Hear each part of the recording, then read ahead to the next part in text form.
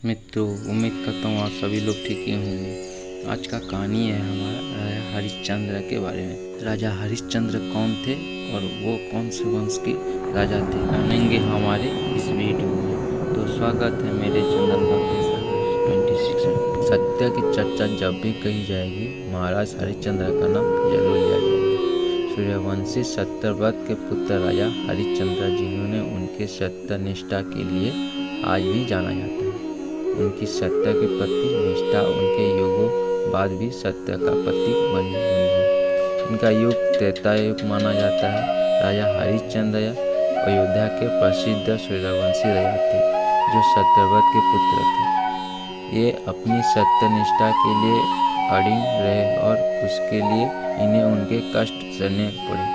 ये बहुत दिनों के पुत्रहीन रहे, पर अंत में अपने कुलगुरु वशिष्ठ के उपदेश से एवं वरुणदेव की उपासना से इन्हें पुत्र प्राप्त हुआ। राजा हरिश्चंद्र सच बोलने और वचन पालन के लिए मशहूर थे। उनकी प्रसिद्ध चारों तरफ फैली थी। ऋषि विश्वामित्र ने राजा हरिश्चंद्र की प्रसिद्धि सुनी। वे स्वयं इसकी परीक्षा करने चाहते थे। राजा हरिश्चंद्र हर हालात में केवल सच का ही साथ देते थे। अपनी इस निष्ठा की वजह से कई बार उन्हें बड़ी बड़ी परेशानियों का भी सामना करना पड़ा, लेकिन फिर भी उन्होंने किसी भी हाल में सच का साथ नहीं छोड़ा। वे एक बार जो प्रण ले लेते थे, उसे किसी भी कीमत पर पूरी करने की छोड़ते थे। राजा हरिश्चंद्र ने सत्य के मार्ग पर चलने के लिए स्वयं तक को बेच दिया था। इनकी पत्नी का नाम तारामती था और पुत्र का नाम रोहिताश्व। ये दोनों भी धार्मिक चरित्र के थे।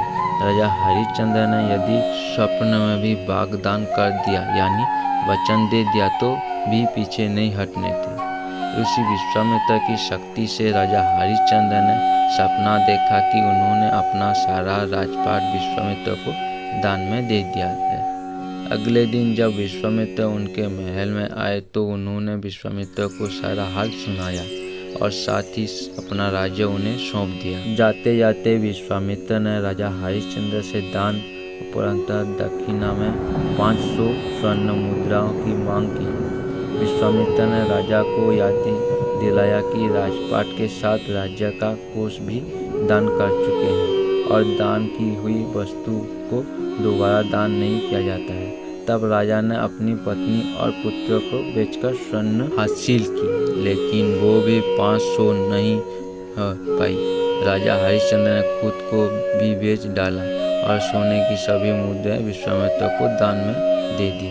अपनी मर्यादा को निर्भय राजा हरिश्चंद्र ने खुद को जहाँ बेचा था, वहाँ स्मशान का चांडाल था, जो बादशाह के लिए और मृत्यु के परिजन से कर लेकर उन्हें अंतिम संस्कार करने का देता था।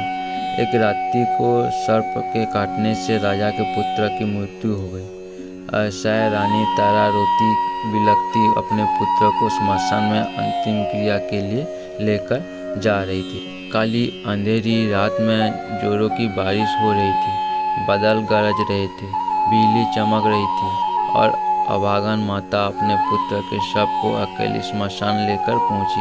वहां पर राजा हरिश्चंद्र ने रानी के बिना देखे ही स्मशान के लिए आदेश दे दिया। इतने में आसमान में बिजली चमकी तो उस बिजली की रोशनी में हरिश्चंद्र को उसे अबला स्त्री का चेहरा नजर आया। वे स्त्री उनकी पत्नी तारामती थी और उसके हाथ में उनके पुत्र रोहिताश्व का शव था। अपनी पत्नी की ये दशा और पुत्र की शव को देखकर हरिश्चंद्र बेहद भावुक हो उठे। उस दिन उनका एकादशी का व्रत भी था और परिवार की इस हालत में उन्हें हिलाकर रख दिया। उनकी आंखों में आंसू बह रहे थे, लेकिन फिर भी वे अपने कर्तव्य की रक्षा के लिए आतुर थे।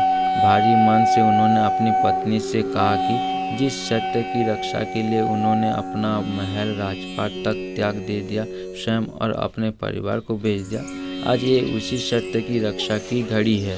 राजा हरिश्चंद्र ने अपने पत्नी से तुम्हें स्मशान में अपने पुत्र के अंतिम संस्कार के लिए निर्धारित कर देना ही होगा।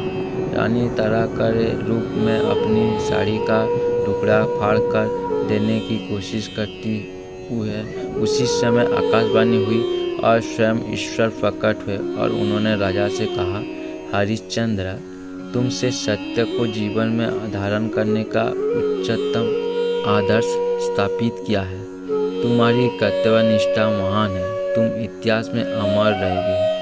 और राजा की ली जाने वाली दान वाली परीक्षा तथा कर्तव्य के प्रति जिम्मेदारी की जीत बताई। हरिश्चंद्र ने ईश्वर से कहा, अगर वाकई में कर्तव्यनिष्ठा और सत्य के प्रति समर्पण सही है तो कृपया इस स्त्री से कुछ पुत्र की जीवनदान दीजिए। इतने में रोहिताश्व जीवित हो उठा। ईश्वर की अनुमति से विश्वामित्र ने हरिश्चंद्र का राजपाट भी उन्होंने वापस लौटा दिया। महाराजा हरिश्चंद्र ने स्वयं को बेचकर भी सत्यव्रत का पालन किया। ये सत्य एवं धर्म के पालन का एक बेमिसाल उदाहरण है। आज भी महाराजा हरिश्चंद्र का नाम श्रद्धा और आदर के साथ लिया जाता है। मेरी ये वीडियो आप लोगों को अच्छी लगी तो मेरे चैनल को सब्सक्राइब करके बेल आइकन को प्रेस करके ऑल नोटिफिकेशन को ऑन कर दीजिए, जिससे मेरी आने वाली हर वीडियो आप लोगों को मिल सके। जय श्री कृष्ण।